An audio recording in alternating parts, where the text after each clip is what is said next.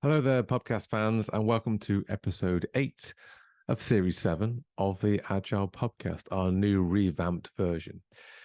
This episode is a recording from Product Tank Cardiff. Geoff and I were invited to take the Pubcast on the road, on tour, to just over the bridge for us to Cardiff, and we recorded our Q&A session that we did as part of our podcast. The meetup was arranged for May the 4th, and as we all know, that's Star Wars Day. So Geoff and I took that as an invitation to dress up, and I even managed to squeeze in a Star Wars quiz, which we've included in this edit for you to enjoy and play along with at home. So sit back, grab yourself a drink, get your pens ready for the quiz, and hopefully you enjoy our Product Tank Q&A session.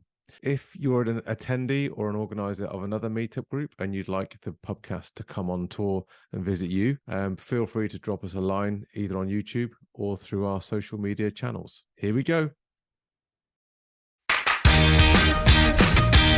Hello, I'm Paul Goddard. I'm Geoff Watts. And welcome to the Agile Pubcast, the show in which Geoff and I discuss what Agile is really all about over a pint or two in the pub. In each episode, we chat about our experiences as two Agile coaches in today's ever-changing world. So grab yourself a drink from the bar, pull up a chair and enjoy what I'm sure you will agree is probably the best Agile pub-related podcast in the world. So we've got a good mix of topics. So we'll start off with the first topic, which is AI and machine learning is moving forward at breakneck speed. What, if any, changes do you guys see for Agile? Well, cheers, everybody. Cheers. If you've got a drink. How many of you listened to the podcast already? Be honest.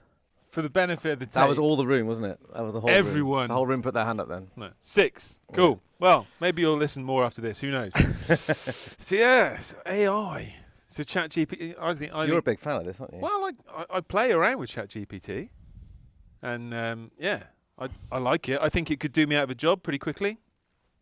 Definitely do you out of a job. Yeah. I think you should be hosting our pubcast. Who uses it as a product person right now? A couple of us. I think I was working with some product owners maybe a month ago. They hadn't heard of it. We were talking about personas, user journeys. We were talking about story mapping and all those kinds of things. And I said, well, as a product person, you've got far too much stuff to do for the hours that you have in a week. So you need to get people around you. You need to help. You need to prioritize your time. You need to be more ruthless with what you do, what you don't do. So I said, right, let's just stop for a minute. Go away for like an hour and play with ChatGPT. Get it to write you some personas. Get it to write you some stories. Get it to write. And they came back and they were amazed. So I don't need my business analyst anymore. I think it's quite worrying, I think. You're worried by it? I am worried by it, yeah. I think I'm more scared. Didn't the some senior guy at Google just leave his job due to the worries about AI and how fast it's being developed and what it's being developed for? I think for good or for bad. Until the point. So at the moment, machine learning, as far as I understand it, and from what I can see, is basically just reliant upon what humans have created. So it's trawling Jeff Patton's book on story mapping. It's trawling, Marty Kagan's book. It's trawling all these articles and posts and things, and it's just consolidating them and trying to interpret them and give you information very, very quickly. So in terms of access to data, it should be amazing. It should be really quick, and it should be able to get rid of a lot of the mundane stuff. But people have still got to create. Yeah. Does it solve complex problems? Maybe. Can it solve a complex problem? But does it innovate yet? Not yet. Maybe. I worry, because human beings are inherently lazy, and sometimes that's a good thing, just not with my teenagers. I worry that we'll get a sort of premature convergence. I worry that we'll have. Well, let me put it this way: if I was a product owner and I was trying to think of features for my product, and I used AI, and it would go away and search me some personas and some stories and things. And it could, oh, this is what people need, this would be good, this is how you prioritize it. And you go and do the same thing, then we'll end up with the same answers. Mm-hmm. And we trust that. You know, kids now are just doing copy and paste. I did a bit of playing around for a workshop I was doing recently on conflict.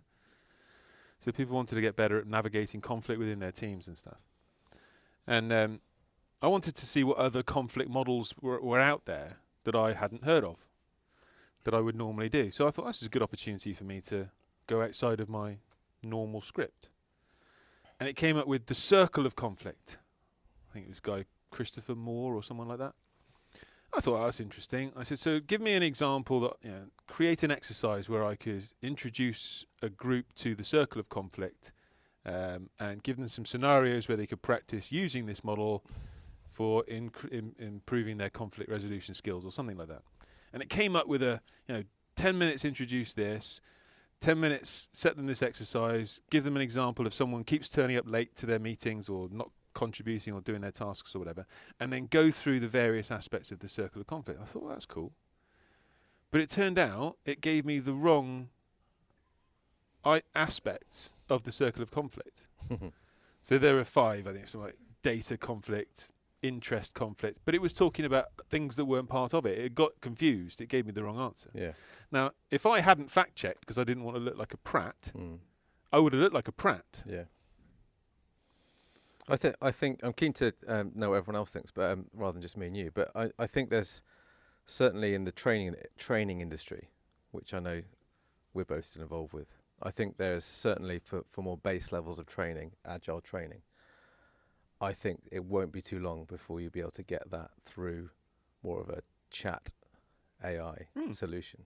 That's not that far away, I wouldn't have thought. I don't think it'll be long until people are downloading that into a nice human-looking Android who can deliver it. I was marking coursework this week, and it's like, and we strictly say do not cut and paste. This has to be your own words. But would I be able to tell now if it was chat generated? So you could have a plagiarism checker in there. But would it be marked as plagiarized if it was developed by AI or through chat GPT? I was talking to an SEO person about this and how Google are changing their algorithms now and looking for something like that, so that they're putting less emphasis on content that looks like it's been AI generated. And you can kind of tell, if you look at LinkedIn posts, you can kind of tell the ones that they've put through ChatGPT, can't you? At the moment.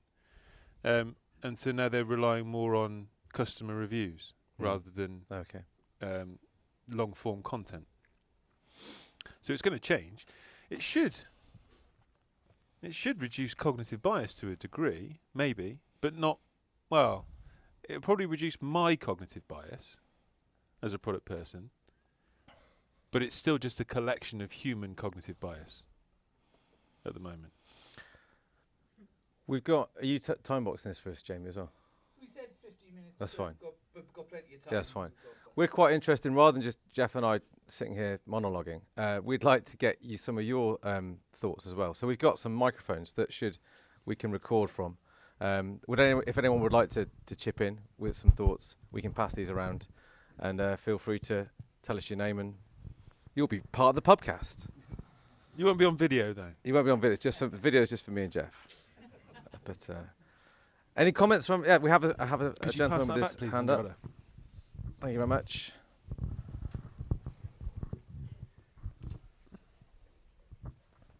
Hi. Hi. It's just the problem might not be there now because the training set that's been used is pretty much all from human-generated stuff. But when the training set starts to include information, samples that come from ChatGPT or other things, how do you think is that going to lower the quality or increase the quality of what you get back out of it? Is it clever enough to know what's good information and what's bad information? I think it will learn quicker than humans learn.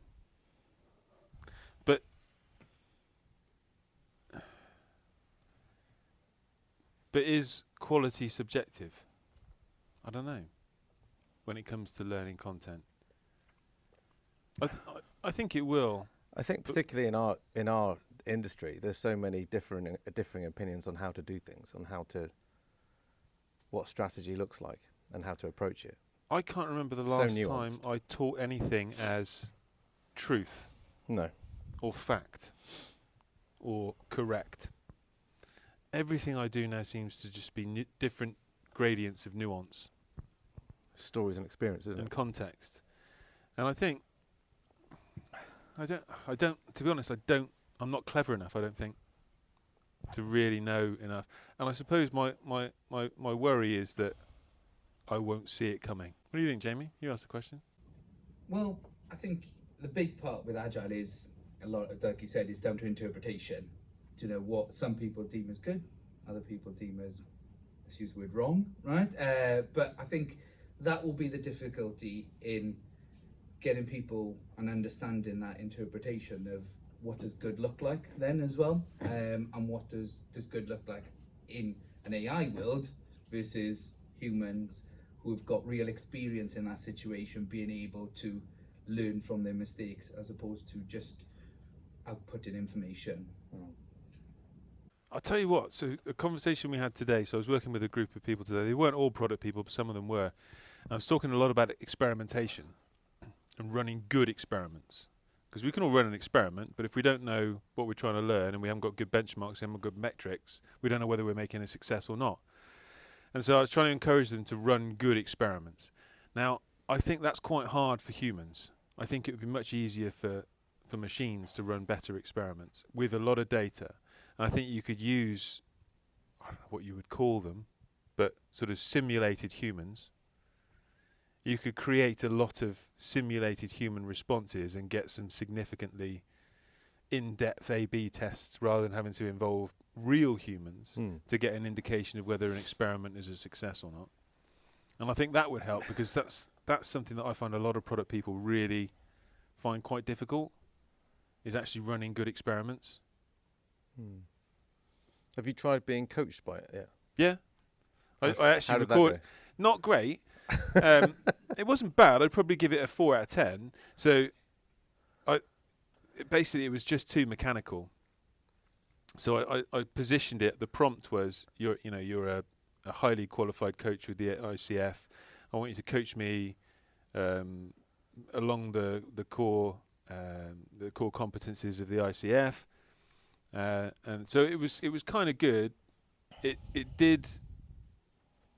It just sort of skimmed over some of the probably more important topics of the conversation, and was very mechanical about focusing on the competencies. So it might be like a kind of equivalent of someone who's just taken their driving test and is out for the first time, and they're really mechanically going through all the motions because they haven't. Yeah, but that'll get better. No doubt. Any other thoughts, opinions, comments over here at the front? Jordan. Here it comes. Nice, into the microphone, please, Sophie. Yeah. All good? Yeah, I think so. hopefully. The speaker's going that way, so we don't. We can't hear it. So, as a product designer, I very much approach things from a human level, and I try and base it on thinking, feeling, and doing. Now, I hope that it's called AI because it can think. I'm not really relying on the feeling part because, as you were just saying, then experiments, we can run them. You know, I've seen them run already, A/B test, and it can answer in a very mundane sort of human way that implies it can do it. But then problems can't be answered from purely a thought way because there might be a feeling introduced into that. So ultimately, that's my sort of thought on it, is that feelings will dictate a lot of stuff that people make a choice on. So until it can do that, then that's sort of my grasp of it, because, you know, you can put a button anywhere else in the world, but if it's in the wrong place, that's going to make you angry or happy or sad or, you know, whatever. So until it can do that, then that's my sort of approach on it. Do you think there's any sort of aspect around there that it can do that soon? So I don't think it will necessarily be able to. Well, maybe it will, but I'm not banking on it being able to feel very quickly. But I am banking on it being able to fake feeling. Yeah. And so, all of you as product people, some of your customers will be sociopaths. And what do? They fake human feeling. All right. So you are already marketing to AI. You are already selling to AI. So the strategy's there, For me, there's another nuance there. Is well, who are most of your customers going to be in the future? Is it actually humans, or is it actually robots? Will robots have wants and needs? We're just one step closer to Skynet, aren't we, Jeff? I don't know because I haven't seen the film. You'll I'm get relying this on Bender from Futurama, but all right. Yes, at the at back. the back. My concern about kind of chat GPT and the AI is just the confidence with which it's wrong. And it you know. Have you met Nigel Baker? You know, we all know that we can all be right and we can all be wrong. But when chat GPT tells you something and it's wrong, it tells it to you in a way that has such confidence that it's terrifying. Yeah. And I fear for product people that if we sort of jump onto this bandwagon too soon, we just end up with the worst possible product ever, because it's just based on a load of complete errors, but with immense confidence. So for example, apparently I, according to ChatGPT, have a PhD from Cambridge University. And it told me that with immense confidence. I've never been to Cambridge in my whole life, so that's amazing. I got it to write my obituary. Wasn't too bad. It's a bit dark. It's a bit dark, Jeff. Keep it light. Wasn't too bad. It could be a lot probably better than if my wife wrote it. So I think there's great potential with AI. My concern is that governance and lawyers may not be able to react or adapt fast enough via things like regulations, or be able to respond properly to the advances that are currently going on. How do you think they should respond when AI is now for public use rather than specialists who were using it more previously? Wow, feel like we're politicians now. That's political minefield, surely, at this point, isn't it? I don't know. Yeah. I don't know. All I can do really is look through the lens of a parent and think, I've got teenagers and I've got toddlers, and I think, how's this? So you depending on what channel you get your feeds from, you can have really pessimistic, the world's going to end, AI's dreadful type messages. But I was reading one the other day about the prospect of every child having their own AI as a like their real imaginary friend, if you like, and it being like, it painted a really nice picture of them having someone there for them, empathizing with them, being that, that no one's going to be excluded, no one will be bullied. They'll all have their own AI, and it'll be able to do things with them and for them. And I don't know. I think there's huge potential for things like that. Regulation. I don't really rely on regulation. I don't think I rely on regulation for many things. I don't know. Be careful how you phrase that. I don't. When I say I don't rely on it, I don't think it's going to save me. Yeah. Can do. But maybe AI lawyers won't. I did get ChatGPT to write a contract for me the other day, and to the point of it being almost having lack of humility, it was very explicit in saying, I am not a legal expert. You should get this checked over by a proper professional. But it was a low-risk contract. And the one that the lawyer that I paid thousands of pounds for, I couldn't read. So I actually asked it to write me something along those lines that I could actually read as a normal person. And then I asked someone who's got a legal training to say, how bad is this? And they said, it's not bad. How was that, Jamie? Did that answer your question? Really good. You think so? In essence, we're going to rely on ChatGPT to play with children and write contracts. Great, thank you very much. Move on to the next topic now. So the next topic, I think, is one you've both probably linked in about quite a few times, and that. So probably one that's quite close to both of you. But Agile versus Scale Agile. Paul loves this topic, don't he? Who asked this question? Where did this one come from? Was this you again, Jamie? No, it wasn't. I think it was Helen. But I don't know if she's you. Oh, I see. People threw a question. Yeah, threw the grenade and then walk away. Yeah. Well, because that's a whole debate in itself. But You've got 15 minutes to solve this one. don't know if we can solve it. What do people think? What do we mean by scaled agile for a start? What do you think? Hands up all the introvert. No, hands up. Hands up who likes scaled agile. Well, who's doing it? Who's doing scaled agile at the moment? No one. No one. I have to be honest that I don't know what it is. Don't think there's a need. You don't know what it is? Nope. I'm not sure I really know, apart from it's always a mess. It's never easy. So I've never taught scaled agile. I don't know how many years ago this was now, but myself, Andrea Tomasini and Dave Snowden tried to create something that would be a viable and coherent alternative. Because I think I can speak for Paul. I can't speak for Paul on many things, but I think I can speak for him on this one, which is we both think that things like SAFe are a waterfall way of doing agile. They're not, you don't walk the talk. And for anything to have any credibility, it needs to have integrity. And I don't think the scaled agile approaches that are there at the moment have integrity. So I think the closest you can probably come to that it would be less or something like that. Yeah. But for me, it's not about scaling agile, it's about scaling coherence. So there are times in your organization, there are places in your organization when actually agile doesn't make sense. There are times when Scrum makes sense. There are times when Kanban makes sense. There are times when other things make sense.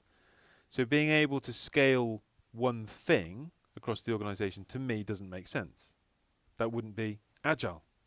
It wouldn't be contextual, because that's how I think. That's what I think when I think agile. So for me, it's I started playing around with this phrase, standardizing autonomy, which hasn't caught on. But the thinking behind it was, can we scale the thought process of how to apply different approaches in different contexts?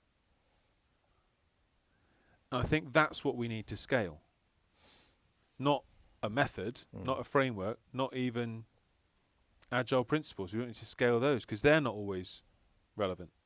Can we scale a consistent and coherent approach to dealing with different contexts? Because then we can have alignment. That's kind of my scale. That's my thoughts on scaling. I know some of you might know Jem Jalal. So if you're on LinkedIn, you might be familiar with Jem. He's another trainer in our community, and he put, this was a year or so ago, maybe more. He put a post out there to say just asking for safe practitioners and developers to get in touch, because he wanted to kind of gather success stories. He said, just tell me if it's working, tell me. And he got no replies.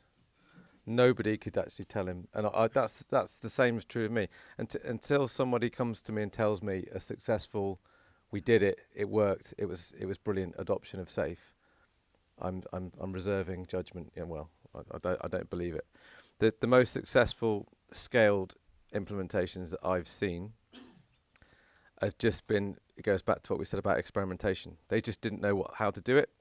They tried 10 things didn't work. They tried another 10 things. They tweaked different things, and some of those things worked and they stuck and they carried on doing that. And they can't really put it down to a particular methodology that they followed. And they scaled slowly. It didn't happen quickly. So my advice would just be patient and make it your own. Don't assume that just following the textbook will give you success. It probably won't. Any other thoughts from anyone else? What exactly is scaled agile? It's an attempt at trying, I think, it's an attempt at applying agile approaches to the organization rather than a project or a product. It's an attempt at trying to institutionalize agile at the enterprise level. And so there are big methodologies that could fill this screen of, what an agile PMO should look like, what agile HR should look like, and how agile teams should the hierarchy should work, and who should be in charge of this, and how should they report to, and what they should be on the board, and things like this. And so safe is the most talked about one. It's quite a polarizing one for many, many reasons. I didn't realise that Dean Leffingwell had sold 51% of it. Is he? To private equity. Oh. So he's taken a massive payout, and it's now venture capitalists who are just churning out the profit. I learned that the other day. He's done all right with it. Oh, he's done very well out of it. Yes. But there's multiple different approaches to it, multiple different styles and leadership approaches to it. I think that's quite a broad term, scaled agile. That could mean, to me, that could mean 2 teams working on something. To me, it's perhaps not scaled to the organizational level, but it's still getting bigger. Okay. Scaling rather than scaled. But yeah. I'd probably prefer the term coordinated. Aligned. But we went for the term organic agility with a little a. Because it's not about being agile. It's about being sensible, appropriate, coherent. And it's not about making our organizations agile. It's about making our organizations resilient. Because change is happening. And if you institutionalize something and you standardize something, you automatically become less resilient to change. Someone else has got the mic over there. They're ready to go. Yeah. Dave Thomas, one of the original authors of the Agile Manifesto, has a fantastic series of rants. You can find them on YouTube. They all seem to be good at ranting, these Agile Manifesto people, don't they? Oh yeah. Well. So and his whole thing is about how Agile was meant to be an adjective. It was meant to describe a way of working, and that it then got turned into a noun because you can sell a noun. Okay, you cannot sell an adjective.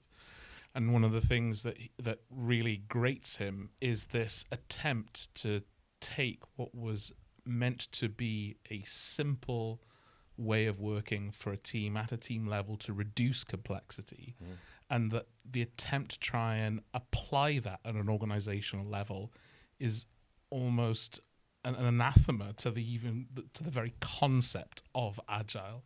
And I was just wondering, like, how do you? Obviously, you are both people who, obviously, you have, careers, livings that are based on selling big A agile. And I was just wondering whether you had thoughts on his rants and whatever. Yeah. So our careers aren't all about selling big A agile, but yeah, you're right. We operated in that field. Yeah. And so to some degree we're complicit in that. We can sleep at night because we tell ourselves that we have principles. Would AI agree with that? I don't know. I think as well it was, and we could get into a whole certification rant here if we wanted to, but that was seen very much as and I think it had success in the early days just by, it was a way in to organizations. It was a way to introduce an idea in a slightly more deliberate, attractive way, because we can put badges on these things and we can make it stands out. I think that's been slightly manipulated and to vastly to a lot of organizations making a lot of money out of that. I think my integrity, I still very much position it when I'm training that it's trying to encourage people that it's a journey that they're going on, and it's not all going to be kind of happy days tomorrow. There's a lot of hard work involved, and being realistic, I think Agile's worst salesman now, because I generally say, a lot of you are not going to be able to do this because your organizations aren't set up for it, and it's going to be really hard. And I'm sorry about that, because it's not going to work. I'm much more comfortable saying that now. I perhaps wasn't before, but I perhaps a lot more comfortable now in saying it. I think it's always played into. It was almost inevitable.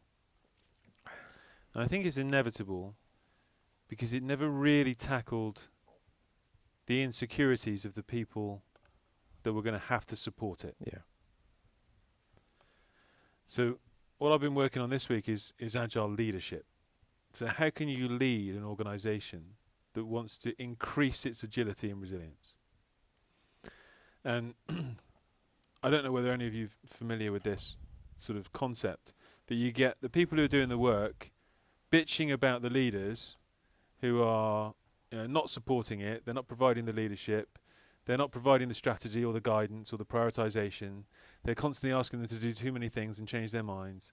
And you get the leadership bitching about the teams that just want to do retrospectives and hug each other and never really actually do anything, they just argue about estimates. And you have this complete lack of empathy throughout the organization. And from a leadership perspective, developing empathy for the people who are faced with the prospect of tackling really complex work with systems and processes that were built for ways of working in a very different environment in many cases. And all human beings are geared to try and avoid uncertainty because of anxiety. But also you don't really get a huge amount of empathy from the teams for the difficult position that leadership are in.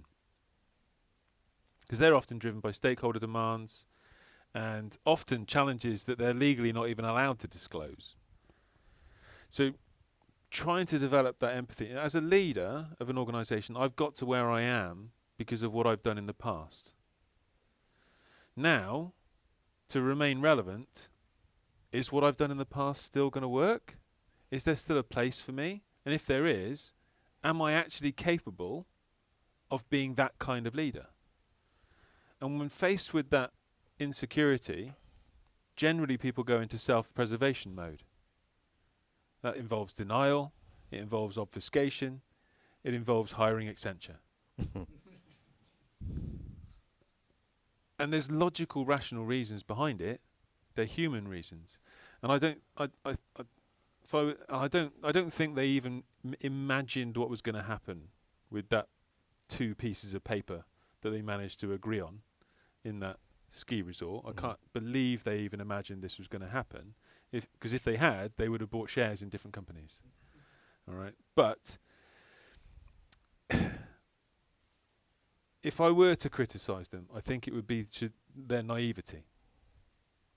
They just thought, this is a much better way of doing things. It's a no-brainer. People will naturally do this. Rather than thinking, how can we... And this is where the scaled agile frameworks have seen a gap. And they said, ooh, we know what you're anxious about. You're anxious about not knowing what's going to happen. You're anxious about not having control. You're anxious about being the unpredictability. We can give you that and still be agile. Is that not just repackaging good organizational processes and sticking agile as a label on top of all of that? If that was the case, I wouldn't have a problem with it. In my experience, it's packaging not bad organizational practices, but out of date organizational practices that were good in previous circumstances, but aren't as relevant now. Now, I've sort of come to terms with the fact that those organizations that go through the motions and send out mixed messages, they'll just die. All right? And that's fine. Beth. You've got a mic coming your way. Mike, just repeat that with the microphone this time. I'm actually fascinated by the subject itself because now Agile is a matured framework that has been going on for some years now. And knowing what we know now, what does not work? Earlier on, you touched on a very interesting point that if there is anything to be scaled, it has to be the context that we find ourselves in day out. If you had to rewrite Agile again, how would that look like today for today's relevance? The simple answer from my perspective is going to sound like a sales pitch, but I don't make any money out of it. So we would rewrite it as organic agility. That was the attempt at doing that. It was an attempt at creating organizational resilience by growing autonomy and an interdependent culture. So taking Kinevin, taking sense making, taking versatile leadership and getting a consistent approach to different contexts throughout the organization, and by visualizing the culture and the changes in the culture that are instigated through small behavioral leadership changes. So that's we would have done that earlier, and perhaps we'd have hired some people in marketing. And I guess you would have not have titles such as product owners, for sure. That's a separate question. Because I'm not actually sold on the fact that the names of the roles have been as big a problem as some people think. I'm not sold on that. I can empathise with it, and if I wanted to, I could convince myself that's the case, but I'm not convinced it is. I don't. Yeah. At risk of being controversial, I don't have a massive problem with product owner as the title of a role. I've got some problems with some other ones, but not so much that one. To come back to your point about what would I write differently, the stuff I talk about now is all pretty much based around complexity. And complexity and uncertainty, and rather than just selling what people should do, is to encourage people to be much more comfortable with looking at the types of problems they're trying to solve. For me, that was the missing part of the conversation 10, 15 years ago. Think deeper, the Knevin stuff. Think deeper about the types of problems you're solving, and then you'll have a better understanding about how to tackle them, rather than just throwing the same process at it. Pub quiz! Come and join us. So, those of you recent listeners to the Pubcast will know that we every now and again we do a quiz. And just for a little 5 minutes now, before we start the second half, we've got Pub quiz. Pub quiz. So grab yourself a pen if you've got one somewhere. If you haven't, use your phone and write your answers in your phone. This is the part of the pub quiz where I embarrass Geoff for his lack of knowledge on films. So, of course, today is Star Wars Day. Star Wars quiz. It's only 6 questions, but you get 2 points for each question. There's 2 points on offer for each question, right? Okay, here we go. Listen in. Question 1. These are Star Wars quotes. Oh. Right. There's 2 points for each question. For 1 point for who said it, which character said it. 2nd point for which film did it come from. Oh, right. And to try and help you out, these are episodes 1 through 6 only. Okay, 1 through 6 only. So that's the prequels, Geoff. Yeah. Geoff, right, here we go. Number 1. Who said this and which film was it from? Why, you stuck-up, half-witted, scruffy-looking nerve herder? You can carry on if you want, if you know the rest of it. Why, you stuck-up, half-witted, scruffy-looking nerve herder? Don't look at the answers, Geoff. I'm not looking at the answers. No cheater bits on my quiz. All right. Question 2. I retransmitted it to Coruscant, just as you requested. Then we decided to come and rescue you. I retransmitted it to Coruscant, just as you requested. Then we decided to come and rescue you. That's question 2. Oh, what's his name? Question number 3. I'll try not to do it in the accent because that will probably give away. You would prefer another target, a military target? Then name the system. I grow tired of asking this, so this will be the last time. Where is the rebel base? Some great acting there, wasn't it? That was me, that was doing that. I won't repeat that, but you should have got that one. That was easy. Number 4. Yes, I said closer. Move as close as you can and engage those Star Destroyers at point-blank range. Do that again, better. Yes, I said closer. Move as close as you can and engage those Star Destroyers at point-blank range. That's question 4. Question 5. Put Captain Solo in the cargo hold. It's easy, Geoff. It's easy. Put Captain Solo in the cargo hold. Give me a thing. Hold on. Come on, Star Wars nerds. And finally, number 6. He was deceived by a lie. We all were. It appears that the Chancellor is behind everything, including the war. After the death of Count Dooku, Anakin became his new apprentice. Hashtag spoiler alert. He was deceived by a lie. We all were. It appears that the Chancellor is behind everything, including the war. After the death of Count Dooku, Anakin became his new apprentice. Maximum of 12 points on offer.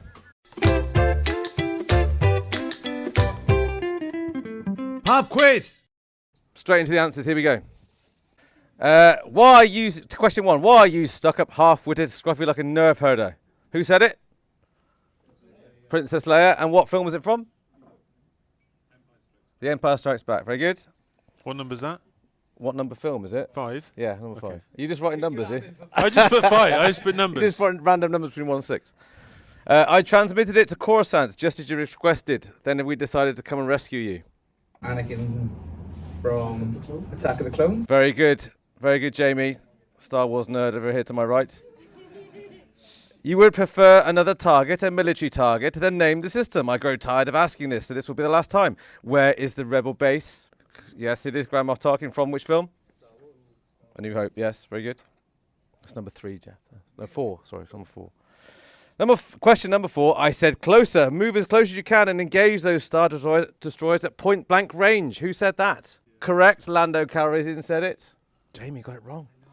What film was it from? Very good. You're not Googling these, are you? Definitely not.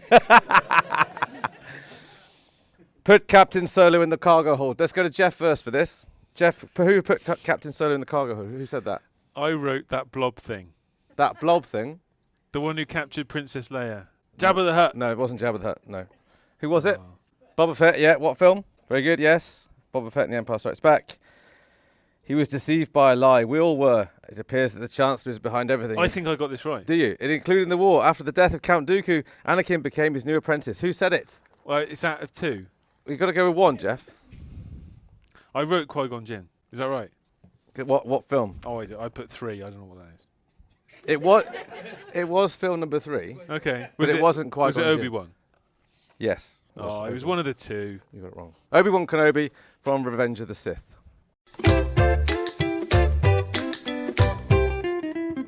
Pub quiz! So, yeah, topic number 3. What trait in product managers do you see the least yet value the most? I think I was going to say something about like being ruthless, like being hard and ruthless about making decision making. But then I think it's also about, are the people that I'm coaching and speaking to, are they really product managers, and do they really have that empowerment to make those decisions? I think some of them could. I think they could be a lot more bold in what they do and what they believe in, but they generally fear that it will in some way be overruled or changed. They know what they want to do, but they don't have the conviction. So do they need assertiveness? Yeah, and belief. Yeah. Okay. I'd say. So I talk to product people about humble assertiveness. Okay, so trust your gut, but have a certain element of self-doubt or humility. I might be wrong, because we might be wrong. I'm told a lot I'm wrong, so just assume I'm wrong. But have that assertiveness about it. For me, it would probably be around. It begins with P. It would either be psychology or politics, and I'd probably somehow merge the two, because I think product managers underestimate the ability, or no, not the ability, they underestimate the need to be political around people and understand how decisions are made and understand how people are influenced and understand how minds are changed and understand the parts that go together and need to be moulded. Making the right decision is great, but being able to bring other people on board with that decision and get that decision to land, and sometimes make it look like it was someone else's decision, not yours, is quite a good skill to have, I think. I think whoever asked the question is a great question, but wouldn't it be great to actually have an example of what exactly that archetype of product manager, what it has in its capabilities to be ruthless, and win, because that's what it's all about. And sometimes political people share different views, different perspectives, but you can't be all thing to all people. Nope. Because the outcomes are not going to, be the outcomes you want. The desirable outcomes are going to be watered down. So what would be typically a good example of product manager that has, value in its own forefront for the business, but also for the users? Would you be able to give us one? So are you looking for an example of a person? Yeah, or a scenario whereby this question fits in. Okay, so just to add to that, so when you're given an example of the trait in the scenario, right, I think it's important for us to know the scenario, because being ruthless, like you said, could be a good thing in one environment, but not really a great thing in another environment. So if we could have that balance also, it would help. So balance is definitely important. When we say ruthless, we're not talking about going around just being a dick to everyone, all right, and not listening. But ruthless in the context of, I'm not here to please everyone. I'm not here to make friends. I'm not here to compromise. I'm here to make the right decision for the product. And always having at the front of their mind, what is the right thing to do for the customers, for the users, for the product. And sort of coming to Baf's point there, well, what goes into being ruthless? Well, there's an element of self-assurance. I don't need other people's approval. I don't need people to like me. I need people to respect me. And I need to be able to live with the fact that I've done my job properly. Because a lot of you don't get instant gratification as a product owner. It's quite delayed, right? If you get it at all. So there are lagging indicators in your success. Right? You can have some intermediate ones, but ultimately you don't really know the results of your decisions for quite a while. So if you crave that instant feedback, that instant growth, you'll make substandard decisions. So having that sort of self-confidence, that patience, a certain level of assertiveness, so I don't doubt myself too much, but I have a certain level of humility that I might be wrong, then I can be confident to be ruthless when I'm prioritizing, when I'm cutting features, when I'm killing a product, when I'm putting it out to pasture. I'm not emotionally attached to it. I'm making the right decision for the business, the product, the users. And that's just talking about ruthlessness, which is just one aspect. When we're talking about understanding how people make decisions, there's a very fine line between influence and persuasion and manipulation. And while you might not think that you have the power to manipulate in your role, you probably do. And being very mindful about that. Now, all of those things, making decisions, there's decision fatigue. We get tired of making decisions, which is why I just came out wearing black today. I couldn't be bothered to make the decision about what to wear, all right? Just reduce the pressure. There's change fatigue. There's all sorts. Being ruthless takes energy out of you. Negotiating, listening to stupid users all the time, all right, takes energy out of you. So I'll throw another one out there, and I know it says just one, but I'll throw another one out there, which is resilience. I think I've seen far too many product people burn out because they don't take care of themselves for the long run. They can quite easily fill their calendars, fill their weeks for months on end with meetings and reviews and demos and surveys and focus groups and all sorts, and they don't take care of themselves. They don't have the resilience for the long haul. And product development, yes, we're iterating and we're releasing quickly and often, but it's a long game. I think I think related to what Bath was saying was also there's an element of versatility as well, that you're that you can adapt to. There'll be times as a product manager when you need to be, I'm sorry that you might all want to do something different here, and I can think of a recent example of a product owner I was working with that had to make a very tough decision to delay a release of a product. The customer it wasn't ready. The customer was unsure, but yet on their own side within their organisation, there was a lot of pressure and revenue pressure to actually launch and get the product live. And that product owner had to make a very difficult decision, despite all the internal stakeholders wanting to push the button and say go. She had to say, sorry, it's not going to happen. There'll be times when you have to be hard on that, but there'll be other times when you might want to stand back as a product owner or product manager and see what the room's telling you and see what people think, and go. You want to go with that momentum that you're building within a team, for instance, on a design decision about how to design it or how to adapt that product differently. So I think I see probably a lack of that ruthlessness like Geoff talked about, but I think I on the flip side to that, I see product owners that generally just want to have everyone on their side more and everyone agreeing with them. I think it's harder sometimes to be the one that doesn't agree. That's what I see a lack of, I think. So to that point almost, I've recently learnt the power of an honest no. Mm-hmm.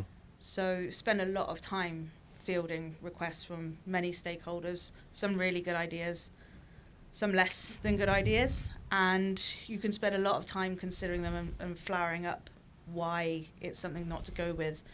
But I've learned that just being able to say no up front cuts a lot of the crap, basically. And it means that you can move forward and really focus on what you need to focus on. And I found the audience for that as being quite receptive, and it's actually built respect and open communication. I'm getting more ideas from them. And just your ideas on that. What's your thoughts? I'm interested in a little bit more context there. So before you turn the mic off, is it just a simple no, or is it a no because, or is it a... So I think the most recent one was I had a customer service person come to me. They had done a really great presentation. They had measures of success and basically done my job for me. But the problem is that they wanted to improve a contact form on a site, which helped them, but we have very limited resource for those kind of changes. Users don't really use it, so it just wasn't something that would make the roadmap. So given the considerable number of hours that she had spent preparing this document, I had to kind of either no, but really good. Nice try. It was really good though. Really But did you explain the strategic reason why it wasn't going to make... Definitely, Okay. yeah. I think that's what you need to do. Yeah. Because otherwise they don't understand your perspective on it. Right. And if they've bought into that strategy, if they understand the logic behind the decisions that are being made, then having that explanation is really powerful. And knowing straight away what you talked about, that honest no, builds a lot of respect. I can respect that. But I've heard people say, don't give a reason, don't give an explanation, because then you just open yourself up to argument and they'll try and convince you otherwise. I don't really buy that. I think if the reason is solid, if you're not just fobbing them off, I think the explanation has gravitas and grounding and validation, then people will see that. And if they're not aware of it, then it's the opportunity for the conversation about the strategy. So it doesn't become me saying no to your idea, it's the strategy is this. Do you agree with that? It's interesting. I talk a lot about, you read a lot about product people will say no more than they say yes, and they should, but it doesn't have to be a no. Sometimes a no is exactly the right thing to do and it saves a lot of time, but sometimes you don't know if it's a no yet, but you kind of need to say no, if that makes sense. So I'll often say, well, it doesn't have to be a no, it could be a not yet, and we can explain why it's a not yet. Or it could be a yes if. So yeah, we could do that if you can convince this senior stakeholder here to let go of what they want. because I can't make them let go of that. But if you can, happy days. Or yes, if you can give me the budget to magically increase my team by double. Or yes, if you can convince my therapist to, I don't know, I think after all that, I think I've taught myself around to resilience. Really good points there. I think, thank you very much. I think so. Ruthlessness, resilience, tough decision with context. So really good. I'm just really conscious of time, but we can probably whittle through another quick one and get that go. So it's always a contentious one. I'm assuming this is one that's going to roll over into the next. This is a quick one.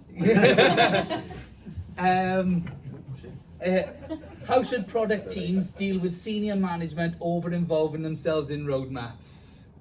We were looking for a Star Wars reference. All these questions we looked at today. Well, I did, and Geoff was saying, "Can you find any kind of Star Wars metaphor in any of these things?" And this is the closest one I got to, with the Emperor turning up in at the end to oversee the building of the Death Star, for the Star Wars fans amongst us. How do you deal with it? How do you deal with senior just muscling in and involving themselves in the roadmap? I welcome the passion. Okay, I was going to say what we did in BT. We changed the name of the meeting. That's what we did. Seriously, we had people in suits and ties turn up for something which clearly said in the diary like project roadmap meeting or project planning meeting, and people we didn't even know would turn up in the room, with pens and wanting to write stuff down and write dates down.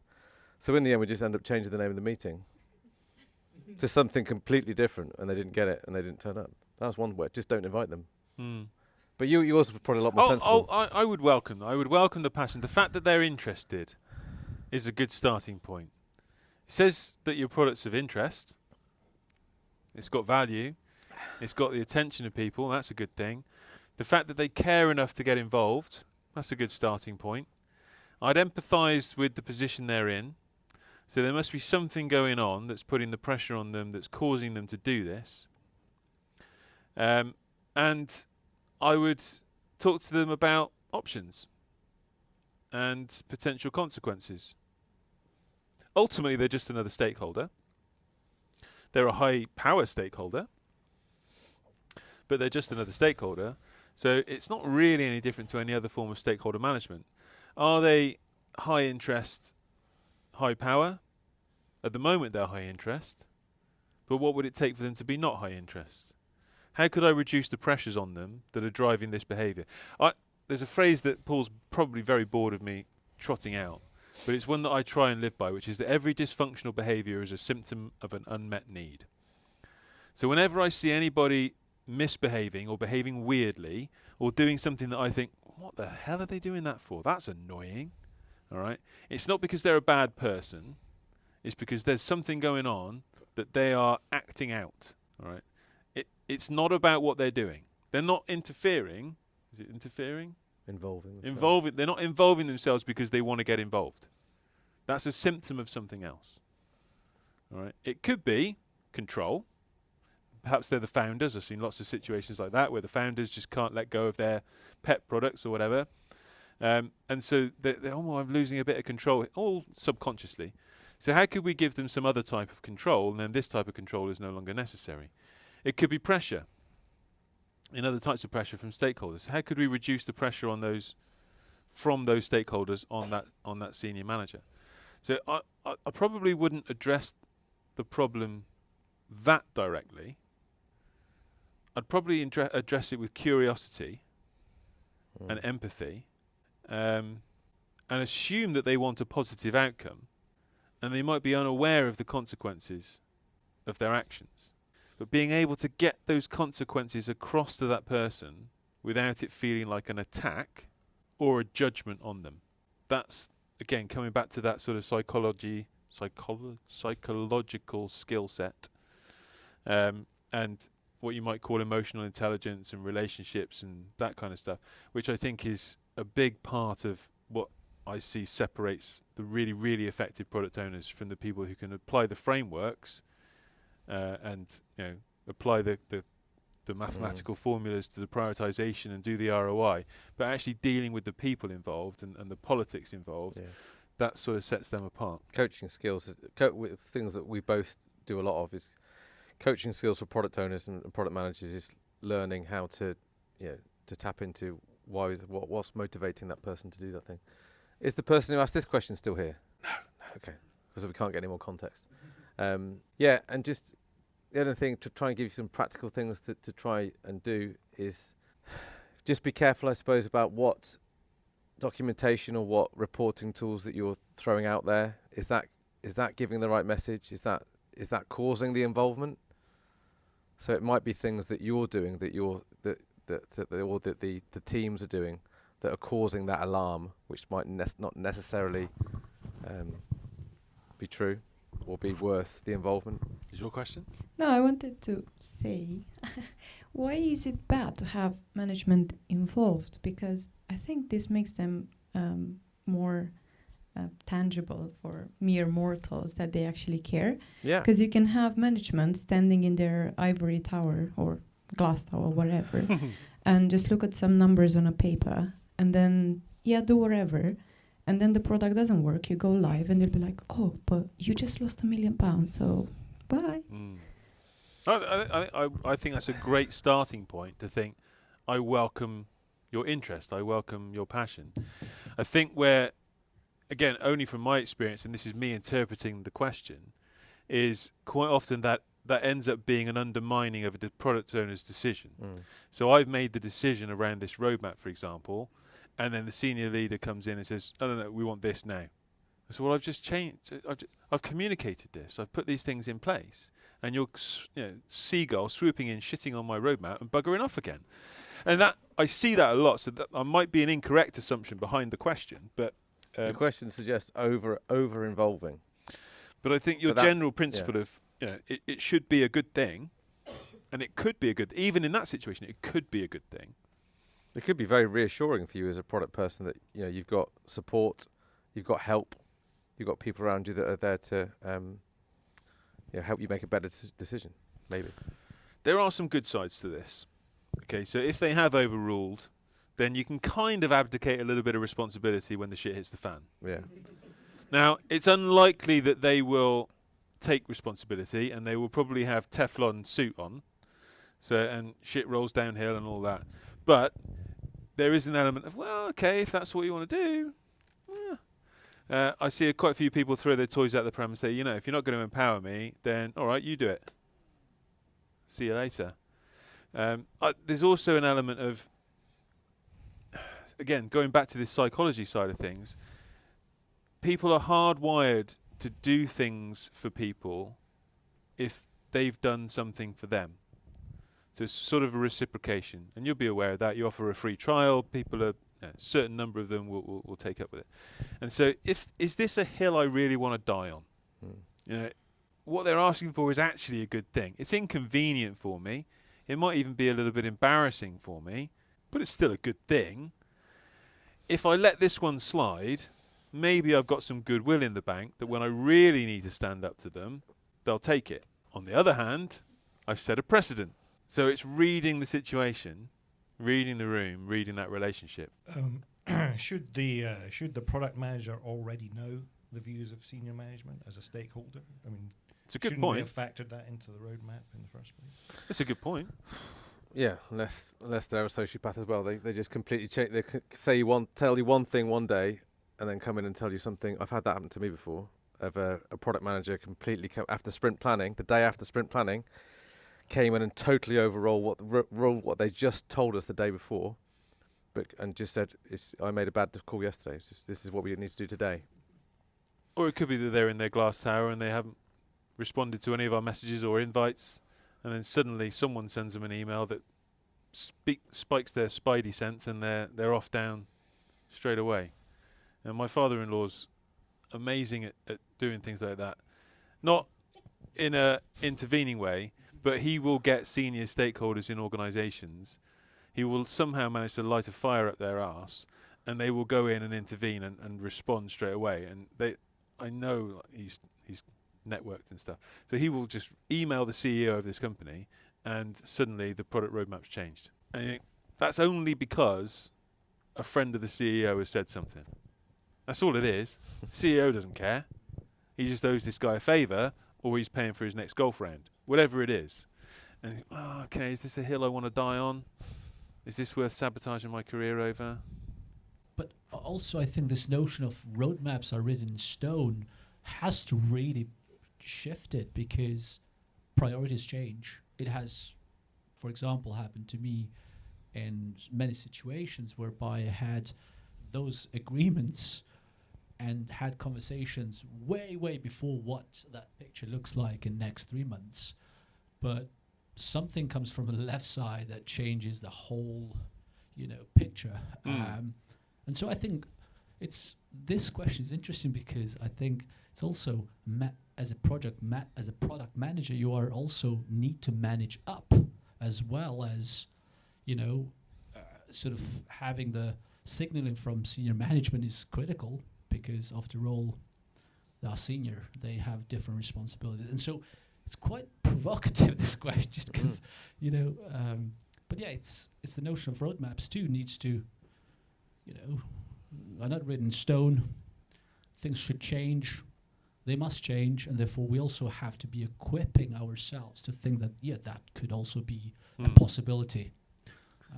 I think you're right, and I'm probably actually just a victim of my own bias, perhaps even my own pettiness. So putting myself in this position, if something changed in the market, or a new competitor launched or something like that, I think, okay, that's something I need to pivot against. I need to do that. And I actually want to do that because I can see the rationale in it. If I don't think there's real logic behind it, then my shutters go up almost, and I'm almost willing to cut my nose off to spite my face, because you're not helping. You should be helping. You should be on my side here. Of all the other things that could be going on, of all the other complexity and unknowns, you shouldn't be one of my problems. And I'm pointing at my senior manager here, right? Not Jamie. All right. And so I kind of get a little bit petty about that, and logic can go out, and the emotion can drive my decision rather than my logic. Again, this is where it comes back to that emotional intelligence, that self-awareness, being able to take yourself out and think, hold on a minute, what's a positive interpretation of what's going on here? And that's hard. In the moment, it's hard. Can I just get a huge round of applause, please, for Paul and Geoff?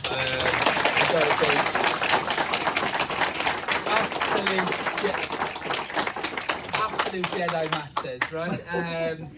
But yeah, thank you very much, guys. Really appreciate that. Really great to see so many familiar faces, but also great to see so many new then as well. I'll have a good evening. Thank you very much for coming. Thank you.